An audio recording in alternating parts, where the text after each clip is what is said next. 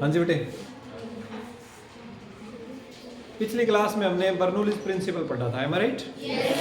आज हम Bernoulli's principle की एप्लीकेशंस पढ़ेंगे, यानी बर्नौलीज प्रिंसिपल का यूज करके क्या क्या चीज़ें बनाई जा सकती हैं, क्या उनका यूटिलाइजेशन है, यानी इसका यूज क्या है उसकी बात करेंगे। तो एक तो हम बर्नौलीज प्रिंसिपल का यूज करके स्पीड ऑफ एफ्लक्स कैलकुलेट कर सकते हैं। स्पीड ऑफ एफ्लक्स, अब ये एफ्लक्स क्या चीज है? Liquid coming out of an orifice, liquid coming out of an orifice. Orifice means hole, सुराख। जैसे कोई बर्तन है उसमें छेद कर दें तो उससे लिक्विड बाहर निकलेगा ना, that hole is known as orifice, और जो liquid coming out is known as efflux. तो स्पीड उसकी कितनी होगी ये हमें कैलकुलेट करना है। क्या इतनी बात समझ आई आप बच्चों को? गुड। देखो बेटे, मान लेते हैं कि एक सिलिंड्रिकल शेप का वेसल ले लेते हैं हम। क्या लेते हैं? एक सिलिंड्रिकल शेप का वेसल, और सिलिंड्रिकल शेप के वेसल में लिक्विड भरा हुआ है यहाँ का। If this is the liquid, is it fine? Yes sir. अब इसमें से ऊपर से बंद कर देते हैं इसे। यहाँ पर एक होल है, suppose there is a hole, तो इसमें से लिक्विड बाहर गिरेगा कि नहीं गिरेगा? Yes sir. इसकी ये जो वेलोसिटी है ये हमें कैलकुलेट करनी है। स्पीड ऑफ एफ्लक्स बोलेंगे इसे, speed of that liquid which is coming out through this hole. Is it fine? Yes sir. Suppose करते हैं इसे हम पॉइंट 1 बोल देते हैं।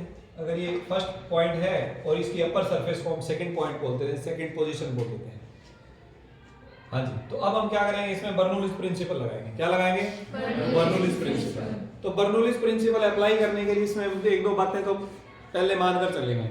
देखो बेटे, फिजिक्स में जब कभी भी आप कोई टॉपिक के बारे में लिख रहे होंगे पेपर में, टेस्ट में, तो हमें ये बताना जरूरी है कि हम उसमें मान कर क्या चले हैं, है ना? कई बार बच्चे क्या करते हैं, जैसे मान लीजिए मैंने टाइम बचाने के लिए यहाँ पर कुछ 2-3 लाइनें जो लिखनी थी वो नहीं लिखी, ऐसे ही आपको बोलकर बता दी। लेकिन जब बच्चा उसे नोट्स बनाता है तो वो भी उसको स्किप करके सीधा मैथमेटिकल पार्ट कर देता है, उससे आपके नंबर कट जाते हैं। तो इसलिए ऐसा नहीं करना। तो जो मानकर चले हैं वो हर टॉपिक में लिखना है, भले ही मैं आपको याद दिलाऊं चाहे नहीं दिलाऊं। चाहे वो स्पीड ऑफ एफ्लक्स की बात है, चाहे वो बर्नौलीज प्रिंसिपल है, चाहे वो कोई विस्कोसिटी से रिलेटेड कोई टॉपिक था, चाहे वो उससे पहले फ्लूइड स्टैटिक्स के अंदर कोई टॉपिक था, चाहे इसके बाद में आने वाले टॉपिक्स हों। कोई भी टॉपिक के बारे में कोई भी क्वेश्चन आप बच्चों से पूछा जाए तो पहले जो चीजें आप मानकर चले उसकी जानकारी देनी है। तो हम क्या मानकर चले हैं यहाँ पर? ऊपर से क्लोज्ड एक वेसल जिसके अंदर एक नॉन विस्कस इनकम्प्रेसिबल फ्लूइड है। नॉन विस्कस इनकम्प्रेसिबल फ्लूइड है। क्लियर होगी बात?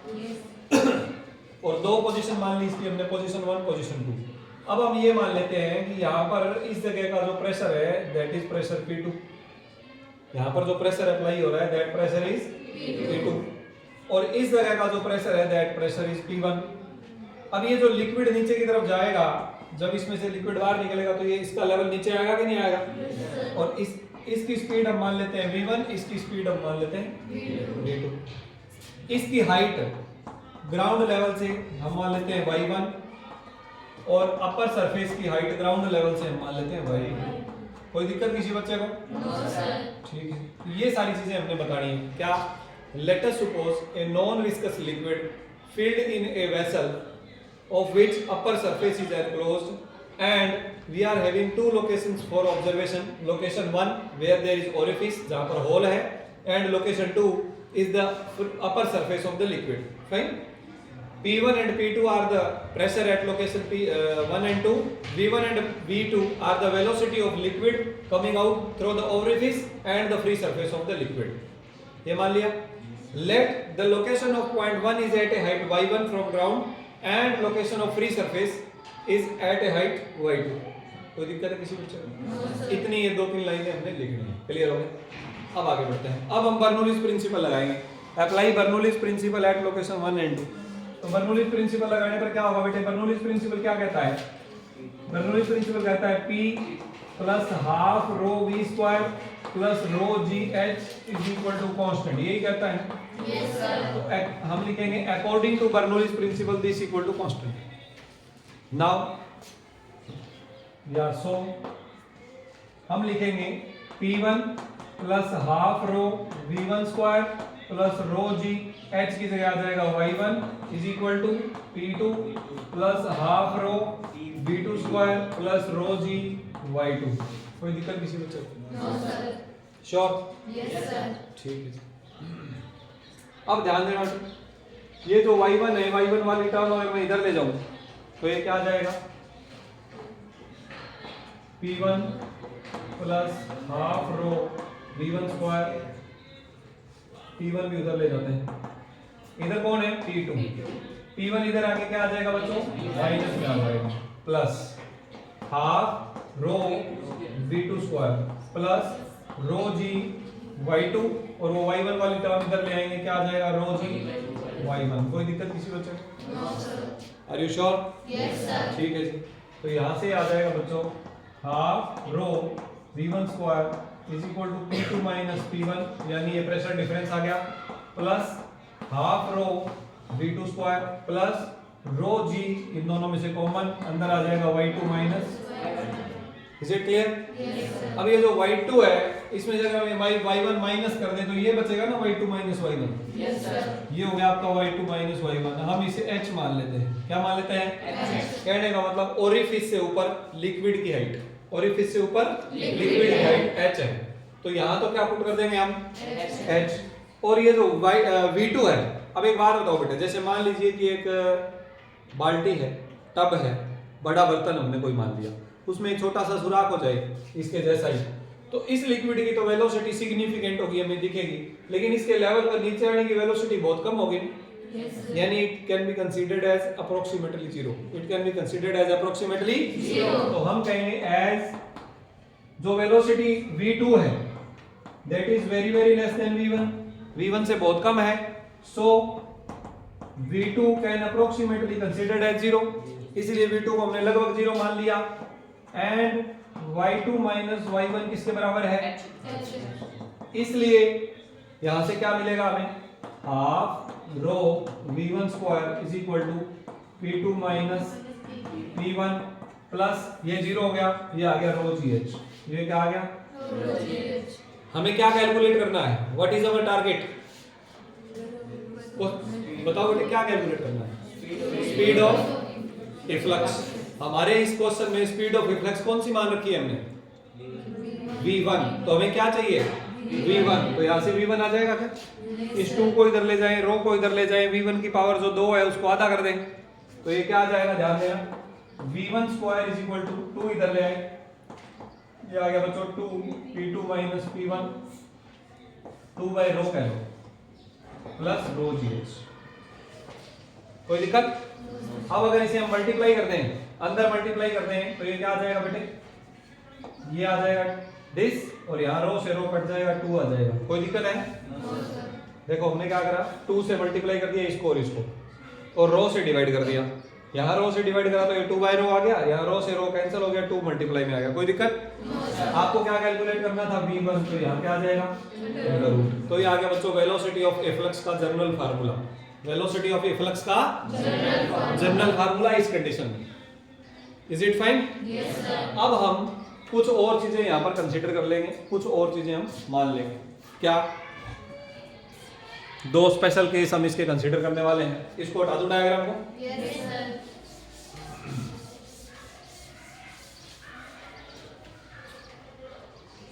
स्पेशल केस 1, इफ ऊपर वाला जो प्रेशर है P2, if it is very very large than P1। अच्छा, एक चीज और हमने अभी नहीं आप बच्चों को बताई, P1 तो एटमॉस्फेरिक प्रेशर है ना बेटे, एटमॉस्फेयर में ओपन था ना ये ओरिफिस, तो P1 किसके बराबर होगा? एटमॉस्फेरिक प्रेशर के बराबर होगा। किसके बराबर होगा? एटमॉस्फेरिक प्रेशर के बराबर होगा। ठीक है जी। और P2 को जगह हम ले लेते हैं P, P2 की जगह क्या ले लेते हैं? P। तो इस इक्वेशन के बाद हम कहेंगे as P1 is equal to atmospheric pressure and let, मान लिया कि P2 बराबर P है, इसलिए P2 की जगह मैंने P लिख दिया, P1 की जगह P एटमॉस्फेयर लिख दिया। कोई दिक्कत? No sir. अब हम मान लेते हैं कि अगर ये जो P है ये एटमॉस्फेरिक प्रेशर से बहुत ज्यादा हो, अगर ये एटमॉस्फेरिक प्रेशर से बहुत ज्यादा हो, तो ये इतना ज्यादा होगा तो इसके साथ वाली ये जो टर्म है 2GH ये नेग्लेक्ट हो जाएगी क्योंकि ये छोटी है। अगर ये नेग्लेक्ट हो जाएगी तो हमारे पास V1 कितना बचेगा? Under root 2 P minus P atmosphere divided by rho. ये फार्मूला किसका है? ये फार्मूला रॉकेट प्रोपल्शन का है। किसका है बच्चों? रॉकेट प्रोपल्शन का। रॉकेट में जब हम रॉकेट्स की बात करते हैं तो जो गैसेस बाहर आती हैं और उसके अंदर का जो फ्यूल के इनर साइड के अंदर जो प्रेशर है that is very very large in comparison to that of atmospheric pressure. तो ये फार्मूला उस केस में अप्लाई होगा। Is it clear? Yes, sir. Special case 2 की बात करते हैं। स्पेशल केस 2, इफ ये जो हमारा वेसल था अगर ये ऊपर से क्लोज ना हो, ऊपर से ओपन हो, ऊपर से क्या हो, Open. जैसे कि ऐसा कुछ ऊपर से अगर ओपन है तो यहाँ पर जो P1 है वो भी तो एटमॉस्फेरिक प्रेशर है और यहाँ पर जो P2 है वो भी एटमॉस्फेरिक प्रेशर हो गया। Yes, sir. यस और नो? Yes, sir. ठीक है, तो ये दोनों ही क्योंकि बराबर हो गए तो ये वाली टर्म तो जीरो हो जाएगी ना। ये वाली टर्म क्या हो जाएगी? तो कौन बचेगा? सिर्फ 2gh. तो हमारे पास V1 का क्या फार्मूला हो जाएगा? Under root 2gh। तो इस V1 की जगह मैं इसे VE लिख देता हूं जिसे हम कहेंगे velocity of efflux. Velocity of, कोई डाउट किसी बच्चे को? No, sir. VE is equal to V1। तो तीन फार्मूले हैं बच्चे हमारे पास वेलोसिटी ऑफ इफ्लक्स के। जनरल फार्मूला जो सभी कंडीशंस में लागू होगा, रॉकेट प्रोपल्शन की कंडीशन में लागू होने वाला फार्मूला, और अगर ओपन टू एटमॉस्फेयर टाइप कोई चीज हो जैसे बाल्टी है ऊपर से खुली होती है उस कंडीशन में ये वाला formula VE is equal to under root 2gh। Under root 2gh. Any doubt anybody? No, sir. कोई दिक्कत किसी बच्चे को? No, sir. ठीक है, चलिए। और इसे बोलते हैं टोरिसेली लॉ। इसे क्या बोलते हैं? Torricelli law.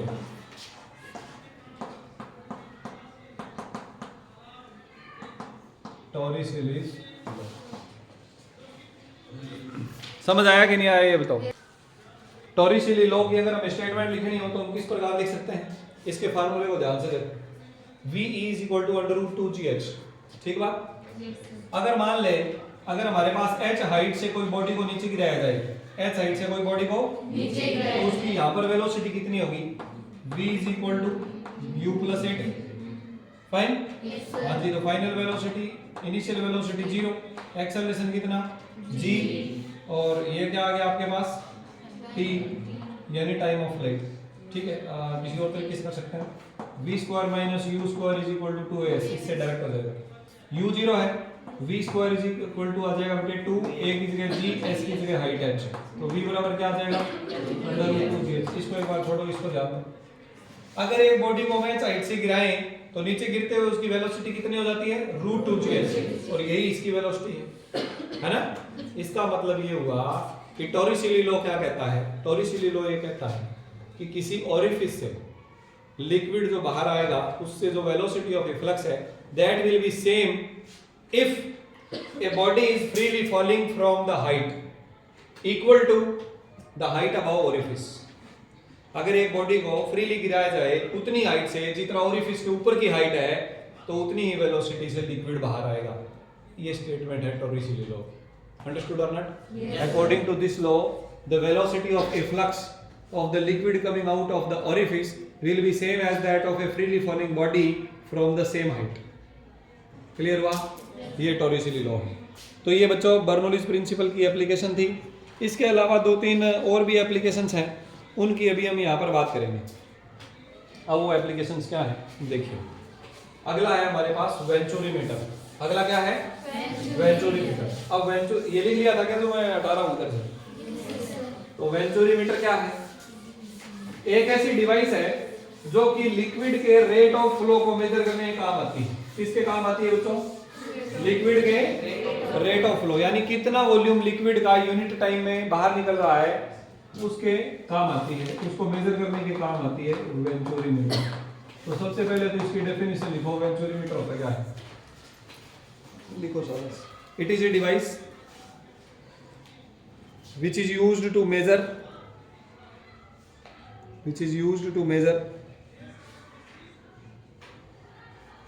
the flow speed of incompressible fluid।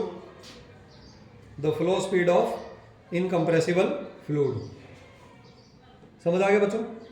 ये किस पर बेस है? बर्नौलीज प्रिंसिपल पर बेस है। It is based on Bernoulli's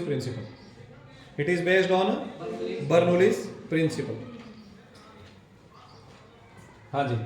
अब ध्यान देना, अब वेंचुरीमीटर का हम सिंपल सा एक डायग्राम कंसीडर करते हैं लाइक दिस।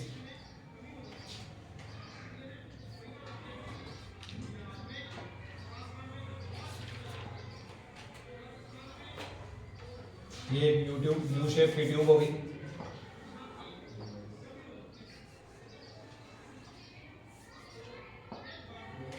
हाँ जी क्लियर।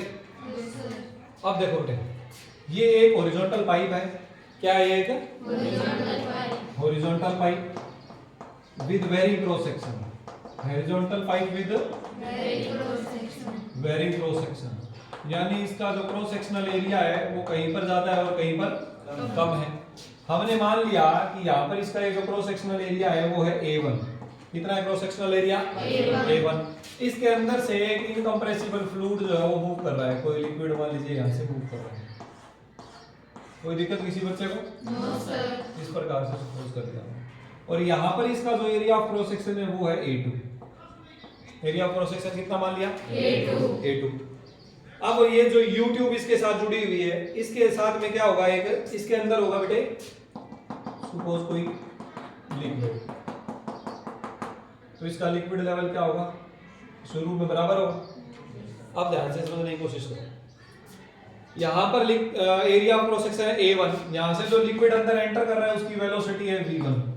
यहाँ पर एरिया है A2, यहाँ से जो लिक्विड इधर जा रहा है उसकी वेलोसिटी क्या है? V2। इक्वेशन ऑफ कंटिन्यूटी लगेगी कि नहीं लगेगी? Yes sir. According to equation of continuity, according to equation of continuity A1 V1 is equal to A2 V2। इसे इक्वेशन 1 बोलते हैं एक बार। Yes sir. हाँ जी। अब एक बात बताओ बेटे, ये जो वेलोसिटी है V2 ये ज्यादा होगी V1 से, बराबर होगी कि कम होगी? ज्यादा होगी। एरिया कम हो गया तो वेलोसिटी क्या होगी? ज्यादा। अब अगर ये वेलोसिटी ज्यादा है तो बर्नौलीज प्रिंसिपल पढ़ते हुए हमने स्टडी किया कि जब अगर वेलोसिटी ज्यादा हो जाएगी तो प्रेशर क्या हो जाएगा? कम हो जाएगा। तो इस जगह का जो प्रेशर है, मान लेते हैं यहाँ का प्रेशर है P2, यहाँ का प्रेशर है P1, तो मुझे बताओ P2 ज्यादा होगा कि कम? P2 कम होगा P1 से। अब P2 कम होगा, P1 ज्यादा होगा, तो ये जो दोनों लिम्स, इन्हें बुझाए मतलब लिम्स, इन दोनों लिम्स के अंदर भी प्रेशर डिफरेंस क्रिएट हो जाएगा ना। इधर वाला प्रेशर ज्यादा है, इधर वाला प्रेशर कम है। इस प्रेशर डिफरेंस की वजह से ये जो लिक्विड लेवल है ये बराबर जो था ये इधर से चला जाएगा नीचे और इधर से आ जाएगा ऊपर। बोलो यहाँ तक कोई दिक्कत? अब इन दोनों के लिक्विड लेवल में हाइट का डिफरेंस आ गया h। हाइट का डिफरेंस कितना आ गया? किस वजह से आया? प्रेशर डिफरेंस की वजह से। किस वजह से आया? प्रेशर डिफरेंस की वजह से। और प्रेशर डिफरेंस किस वजह से आया? क्रॉस सेक्शनल एरिया जो चेंज हो रहा है पाइप का, उसकी वजह से जो फ्लूइड इसके अंदर से गुजर रहा है उसकी स्पीड बदल रही है, और स्पीड जहां बढ़ेगी वहां पर प्रेशर क्या हो जाएगा? कम हो जाएगा। Any doubt? अब हम क्या करेंगे, इसके ऊपर बर्नौलीज प्रिंसिपल लगाएंगे। क्या करेंगे? बर्नौलीज प्रिंसिपल लगाएंगे। अप्लाइंग बर्नौलीज प्रिंसिपल किस पर लगा रहे हैं हम? हॉरिजॉन्टल पाइप पर, यानी दोनों जो क्रॉस सेक्शनल एरिया A1 और A2 है वहां पे। ठीक है? हाँ जी। तो बर्नौलीज प्रिंसिपल क्या कहता है? P1 plus half rho V1 square plus rho GH1 is equal to P2 plus half rho V2 square plus rho GH2। बोलो कोई दिक्कत? ये हमने एरिया पहले वाली जगह के लिए लिख दिया, ये दूसरी लोकेशन के लिए लिख दिया। फाइन। अब एक बात बताओ बेटे, H1 और H2 बराबर है ना? अरे हॉरिजॉन्टल लेवल तो दोनों का एक ही है बेटे, इसलिए ये दोनों टर्म आपस में हट जाएंगी कि नहीं हटेगी? तो कौन कौन बचेगा? सिर्फ P1 plus half rho V1 square is equal to P2 plus half rho. कोई दिक्कत किसी बच्चे को? ठीक है जी। अब ये जो P2 है ये उधर ले जाते हैं, तो P1 माइनस P2 आ गया बेटे प्रेशर डिफरेंस, ये इधर ले आते हैं। हाफ रो कॉमन आ गया, V2 square minus V1 square. कोई दिक्कत किसी बच्चे को? कोई प्रॉब्लम? तो ये क्या आ गया बेटे? प्रेशर डिफरेंस आ गया। ये क्या आ गया? Pressure difference. Clear to all? अब मुझे एक बात बताओ, क्या प्रेशर डिफरेंस यहाँ पर इस लिक्विड के हाइट वाले कॉलम से भी हम निकाल सकते हैं? अगर एक लिक्विड h हाइट के ऊपर हो तो वहां पर प्रेशर डिफरेंस दोनों पॉइंट्स में कितना होगा? रो GH होता है कि नहीं होता? Also P1 minus P2 is equal to rho GH is equal to क्या होगा बेटे? रो GH। यहाँ तक कोई समस्या है? नो हाँ जी। एक बात नोट करने वाली है बेटे, यहाँ पे बर्नौलीज प्रिंसिपल हमने लगाया हॉरिजॉन्टल पाइप के ऊपर, जिसके अंदर जो लिक्विड फ्लो कर रहा है उसकी डेंसिटी रो है। और ये जो मैनोमीटर है हमारे पास, यूट्यूब मैनोमीटर, इसके अंदर जो लिक्विड है उसकी डेंसिटी तो कुछ डिफरेंट है ना, सेम तो लिक्विड नहीं है। तो हम यहाँ मान लेते हैं रो एम। रो एम मतलब density of the liquid in manometer. Clear हुई बात क्या? तो ये जो रो है ना बेटे, ये रो एम है। Is it fine? Yes sir अब क्या करेंगे, ये प्रेशर डिफरेंस और ये प्रेशर डिफरेंस चीज तो एक ही है ना। यस सर अरे भैया ये प्रेशर डिफरेंस तो बर्नौलीज प्रिंसिपल से निकाल लिया हमने। ये प्रेशर डिफरेंस हमने लिक्विड लेवल के जो यूट्यूब के अंदर हाइट में डिफरेंस है उसकी वजह से निकाल लिया। लेकिन ये होंगे तो वही, ये P1 P2 तो सेम ही चीज दिखा रहे हैं, यस तो सर ये दोनों बराबर हैं। तो हम क्या लिख देंगे, इसलिए rho M G h equal to half rho V2 square minus V2 square minus V1 square. अब आगे देखते हैं, यही कर लेते हैं। हाँ जी, इसमें से हम V1 स्क्वायर कॉमन ले लेते हैं। क्या कॉमन ले लेते हैं? तो rho M G h is equal to half rho V1 square common ले लिया। यहाँ V1 स्क्वायर था नहीं तो हमने क्या कर दिया, मल्टीप्लाई कर दिया और डिवाइड कर दिया। मल्टीप्लाई वाला बाहर चला गया, डिवाइड वाला अंदर रह गया। नहीं समझ आया तो दोबारा पूछ लो। -1 ये वाला बाहर चला गया। यहाँ V1 स्क्वायर नहीं था ना बेटे, हमने मल्टीप्लाई और डिवाइड कर दिया। मल्टीप्लाई वाला V1 स्क्वायर बाहर चला गया, डिवाइड वाला अंदर रह गया। और यहाँ से V1 स्क्वायर बाहर चला गया, यहाँ आ गया 1। क्लियर हुआ कि नहीं हुआ? यस सर हमें क्या चाहिए? V1 चाहिए, यानी ये वेलोसिटी चाहिए। तो ये वेलोसिटी V1 का स्क्वायर क्या आएगा बच्चों, ध्यान देना। ये 2 इधर चला गया, 2 rho M G H divided by rho into V2 square minus V1 square minus V2 square by V1 square minus 1। तो V1 क्या आ गया इसका? Square root. V1 क्या आ गया इसका? कोई दिक्कत है किसी बच्चे को? No sir any doubt to anybody? No sir अब एक बात हमें इक्वेशन नंबर 1 से ध्यान देनी पड़ेगी। ये जो V2 बाय V1 है, ध्यान देना बेटे, इस A2 को इधर ले जाऊं मैं तो A1 बाय A2 क्या आ जाएगा? V2 bye V1। इस V2 बाय V1 की जगह हम ये पुट कर देंगे तो V1 बराबर क्या आ जाएगा? Under root 2 rho M G H divided by rho into A2 square A1 square by A2 square minus 1। कोई दिक्कत किसी बच्चे को? नो सर तो ये क्या आ गया? वेलोसिटी कहां पर? फर्स्ट पॉइंट के ऊपर। Velocity at first point. अब हमें क्या निकालना था? वेंचुरीमीटर का काम क्या था? Rate of liquid flow calculate करना है, यानी कितना वॉल्यूम पर यूनिट टाइम फ्लो कर रहा है, कितना वॉल्यूम पर यूनिट टाइम फ्लो कर रहा है। अब एक बात बताओ बेटे, एक यूनिट टाइम में ये कितना डिस्टेंस लिक्विड आगे चलेगा? डिस्टेंस बराबर क्या होता है? Velocity into time. Velocity into time. तो अगर हम टाइम 1 यूनिट ले लें, टाइम क्या ले लें? तो इस डिस्टेंस की वैल्यू वेलोसिटी के बराबर आ जाएगी। सिर्फ वैल्यू, यूनिट्स बराबर नहीं हो जाती हैं, सिर्फ वैल्यू। क्लियर हुआ? यानी एक यूनिट टाइम में कितनी दूरी आगे बढ़ेगा? जितनी वेलोसिटी की वैल्यू है। मान लेते हैं वेलोसिटी 2 मीटर पर सेकंड है, तो ये 1 सेकंड के अंदर 2 मीटर आगे बढ़ेगा। यही मीनिंग निकला ना? तो डिस्टेंस बराबर क्या हो गया? वेलोसिटी यूनिट टाइम के लिए। और वॉल्यूम कितना होगा? Distance multiplied by area of cross section. Distance multiplied by area of cross section. हाँ जी, तो कितना होगा? Rate of liquid flow. Rate of liquid flow जिसे हम Q से शो करते हैं, liquid flow per unit time. Per unit time, एक यूनिट टाइम में जिसे हम Q बोलते हैं, that will be equal to how much? A1 V1। A1 A1 तो हो गया बेटे एरिया, V1 हो गई वेलोसिटी, क्योंकि टाइम हमने 1 यूनिट ले लिया, इसलिए ये जो V1 है ये डिस्टेंस की जगह यूज हुआ है, ना कि वेलोसिटी की जगह। समझ आएगा? यस सर अरे टाइम की जगह अगर मैं 1 लिख दूं तो D और V एक ही हो गया ना वैल्यू में, तो इसलिए मैंने V लिखा है। और ये V1 की वैल्यू वो रही हमारे पास। तो Q क्या आ जाएगा बच्चों? A1 into under root 2 rho M G H divided by rho A1 square by A2 square minus 1। Clear हुआ? यस कोई दिक्कत किसी बच्चे को? No, तो ये आपके पास आ गया बच्चों रेट ऑफ लिक्विड। तो ये क्या आया बेटे, रेट ऑफ लिक्विड फ्लो, यानी ये जो पाइप है इसमें से 1 यूनिट टाइम में कितना लिक्विड फ्लो हो रहा है, लिक्विड का कितना वॉल्यूम फ्लो हो रहा है। क्या आपको ये पता चला वेंचुरीमीटर का काम क्या है?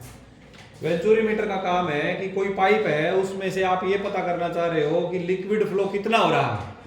ये पता करने के लिए हमने इसके साथ एक मैनोमीटर लगाया, ये सब मैथमेटिकल कैलकुलेशन करी और इस फार्मूले से हम कैलकुलेट कर सकते हैं कि कितना वॉल्यूम फ्लो हो रहा है। इस फार्मूले में क्या क्या चीजें हैं, A1 A2 तो कांस्टेंट है ना, पाइप के क्रॉस सेक्शनल एरिया तो हमें पता ही होंगे, और जो लिक्विड मूव कर रहा है उसकी डेंसिटी, मैनोमीटर के लिक्विड की डेंसिटी इनटू G और HA, सारी वैल्यूज हमें पता होंगी तो ऑटोमेटिकली आ जाएगा। फाइन, कोई दिक्कत किसी बच्चे को? इसके अलावा और मैंने पिछली क्लास में भी आपको बताया था बर्नौलीज प्रिंसिपल का क्या क्या यूज है।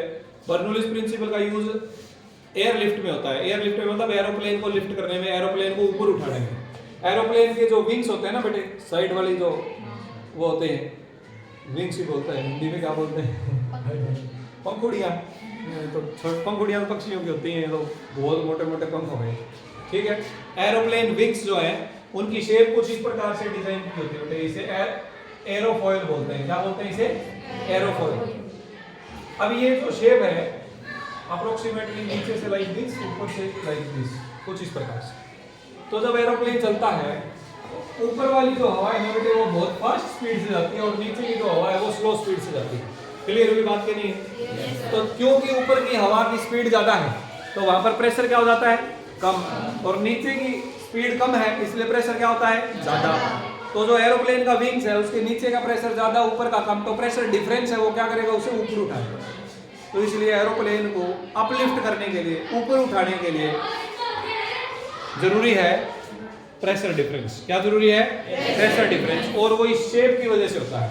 आपने कागज वाली हवाई जहाज भी बनाई होगी, सीधा कागज हम उड़ाएं तो नहीं उड़ेगा, लेकिन कागज की बनाई हुई हवाई जहाज को शेप इस प्रकार की दे देते हैं कि प्रेशर डिफरेंस क्रिएट हो जाता है और वो अपलिफ्ट हो जाती है। It's fine. Yes sir. इसीलिए जब एरोप्लेन उड़ता है तो उड़ने से पहले बहुत हाई स्पीड से चलता है, लगभग 300 से 400 किलोमीटर प्रति घंटा की स्पीड पकड़ता है, तब जाकर उसके अंदर इतना प्रेशर डिफरेंस होता है कि उसके वेट को बैलेंस करने के लायक फोर्स ऊपर की डायरेक्शन में लगा सके। 300 से 400 किलोमीटर प्रति घंटा, 60 किलोमीटर या 80 किलोमीटर प्रति घंटा से हम गाड़ियां और मोटरसाइकिल चलाते हैं, 100 पर चलाते हैं तो हम बोलते हैं कि बहुत तेज है, और उससे लगभग 4 गुना ज्यादा स्पीड से हवाई जहाज टेक ऑफ होते हुए चलता है, तब जाके ये कोई प्रेशर डिफरेंस क्रिएट हो पाता है। Is it fine? इसीलिए एरोप्लेन जो है वो हमारे वायुमंडल से बाहर नहीं उड़ सकता, क्योंकि वहाँ हवा नहीं होगी तो प्रेशर डिफरेंस भी क्रिएट नहीं होगा। यही सेम रीजन है छत के उड़ने का। तूफान में जब छत उड़ती है तो छत के ऊपर, ये मान लीजिए कोई मकान है, ये इसकी छत है, यहाँ तो एटमॉस्फेरिक प्रेशर लगता है बेटे, और ऊपर से तेज हवाओं के चलने की वजह से ये जो प्रेशर है P वो एटमॉस्फेरिक प्रेशर से कम हो जाता है, और कम होने की वजह से प्रेशर डिफरेंस लगता है, उसी की वजह से ऊपर की तरफ एक फोर्स लगता है जो कि छत उड़ा देता है। ठीक है, तो इसका मतलब जो मकान की छत है वो इतनी मजबूती से लगी होनी चाहिए कि इस प्रेशर डिफरेंस की वजह से जो फोर्स लग रहा है उसे बैलेंस कर सके। Understood are right? ठीक है जी, तो ये क्वाइट सिंपल है। इसके अलावा एक वो भी है, इस टॉपिक का नाम हम क्या बोलेंगे, बॉल जो मूव करती है, ball moving with spin, Magnus effect. क्या बोलते हैं इसे? Magnus effect. मैग्नस इफेक्ट क्या कहता है, जो बॉल है, जैसे क्रिकेट बॉल है मान लो, आपने कई प्लेयर्स के बारे में सुना होगा, जैसे जहीर खान पहले इंडिया की तरफ से खेलते थे, ऐसे सुना है मैंने कि भाई जहीर खान जब बॉल फेंकते थे तो हवा के अंदर ही बॉल जो है वो स्पिन कर सकती थी, मतलब हवा में ही मुड़ सकती है जमीन पर गिरने से पहले ही। जमीन पर तो फ्रिक्शन की वजह से मुड़ती है, अब हवा में मुड़ने का क्या कारण है? तब तो मैं सोचता था कि ऐसे ही मार रहे हैं, हवा में थोड़ी मुड़ सकती है, लेकिन इसका कारण होता है बेटे मैग्नस इफेक्ट। जब किसी बॉल को बहुत फास्ट स्पीड से फेंका जाता है, क्योंकि जहीर खान फास्ट बॉलर थे, बहुत फास्ट स्पीड से जब फेंका जाता है, ध्यान देना, ये कोई बॉल मान ली हमने जो कि इधर जा रही है, इधर जा रही है, तो ये ऐसे रोटेट करती हुई भी जाएगी ना। इसको जो हवा क्रॉस हो रही है वो कुछ इस प्रकार से क्रॉस हो रही है। Is it fine? Yes sir. Ball आगे जा रही है, हवा की लेयर्स इसके पीछे जाके बॉल ने जो स्थान खाली किया उसको भर रही है। एम आई राइट? Yes sir. अब देखो बेटे, इसका ये जो अपर पार्ट है बॉल का, उसकी वेलोसिटी आगे की तरफ है और लोअर पार्ट की वेलोसिटी पीछे की तरफ है, तो ये ऊपर हवा और बॉल का पार्ट एक दूसरे के ऑपोजिट डायरेक्शन में वेलोसिटी है इन दोनों की, इसलिए यहाँ पर रिलेटिव वेलोसिटी कम हो जाती है। रिलेटिव वेलोसिटी और ये दोनों एक ही तरफ है, तो यहाँ पर क्या हो जाती है, रिलेटिव वेलोसिटी बढ़ जाती है। यहाँ पर वेलोसिटी बढ़ने से प्रेशर प्रेशर कम हो जाएगा और यहाँ प्रेशर क्या हो जाएगा, ज्यादा। तो ऊपर वाले पार्ट का प्रेशर ज्यादा, नीचे वाले पार्ट का प्रेशर कम। तो ऊपर से नीचे की तरफ एक प्रेशर डिफरेंस की वजह से फोर्स लगता है, जिसकी वजह से जिस पाथ के ऊपर बॉल जानी चाहिए थी उससे एक्स्ट्रा बेंड ले लेती। अंडरस्टूड ना? तो इसे बोलते हैं स्पिनिंग ऑफ ए बॉल का स्पिन करना and Magnus effect, which effect it is known as Magnus effect. Clear हुआ? Yes sir. बर्नौलीज प्रिंसिपल की एक और एप्लीकेशन ब्लड फ्लो या हार्ट अटैक भी है। हार्ट अटैक आता है उसमें भी बर्नौलीज प्रिंसिपल क्या रोल प्ले करता है वो सुनिए। हमारी आर्टरीज वेन्स जिसके अंदर से ब्लड हमारे बॉडी पार्ट्स के अंदर मूव करता है, पतली पतली पाइप होती है जैसे, ठीक है। अब वसा फैट अंदर जमा होने की वजह से जो पाइप है वो सिकुड़ने लगती मतलब उसके अंदर ब्लड फ्लो के लिए स्पेस कम हो जाता है। मान लीजिए कि पहले इतनी मोटी पाइप थी, वैसे इतनी मोटी होती नहीं है शरीर में, जूम करके दिखा रहा हूँ मैं आपको, ठीक है, क्योंकि बोर्ड पर पतली बनाई दिखेगी। अब इसके अंदर से ब्लड जा रहा है। अब मान लेते हैं कि इतना इसका पोर्शन जो है वो किसी फैट या कोई इस प्रकार के पदार्थों की वजह से रुक गया, तो इसका क्रॉस सेक्शनल एरिया कम हो गया ना बेटे। ब्लड को जाने के लिए जगह कम मिली ना, जगह कम मिलेगी, एरिया कम हो गया, तो वेलोसिटी बढ़ जाएगी कि नहीं बढ़ जाएगी? वेलोसिटी बढ़ेगी तो प्रेशर कम हो जाएगा कि नहीं हो जाएगा? अंदर का प्रेशर कम हो गया तो बाहर के एक्सटर्नल प्रेशर की वजह से जो पाइप है वो और सिकुड़ जाएगी। इससे आता है हार्ट अटैक। इससे क्या आता है? Heart attack. क्योंकि हार्ट को ज्यादा पंप करना पड़ता है। जब हार्ट ज्यादा पंप करेगा तो उसकी वेलोसिटी बढ़ाएगा तो प्रेशर और अंदर कम हो जाएगा, और कम हो जाएगा तो और रुक जाएगा। अंडरस्टूड और नॉट? तो this is the reason for heart attack. तो हार्ट अटैक के लिए हमें क्या करना है? बर्नौलीज प्रिंसिपल को अच्छे से पढ़ना है क्या? नहीं, आर्टरीज और वेन्स को साफ रखना है, फैट नहीं खानी है ज्यादा, चिकने पदार्थों का प्रयोग कम करना है। Is it clear? Bernoulli's principle हमें यह बताता है कि हार्ट अटैक हो क्यों रहा है, जब ये पूरी तरह से रुक जाएगी तो हार्ट फेल हो जाएगा, फिर भगवान से मिलन जल्दी हो जाएगा। ठीक है प्यारे विद्यार्थियों, आज की क्लास में हमने बर्नौलीज प्रिंसिपल की एप्लीकेशंस के बारे में पढ़ा। किसके बारे में पढ़ा? बर्नौलीज प्रिंसिपल की एप्लीकेशंस के बारे में पढ़ा। अपकमिंग क्लासेस में हम कुछ नए टॉपिक्स के साथ मिलेंगे। आज की क्लास में इतना ही।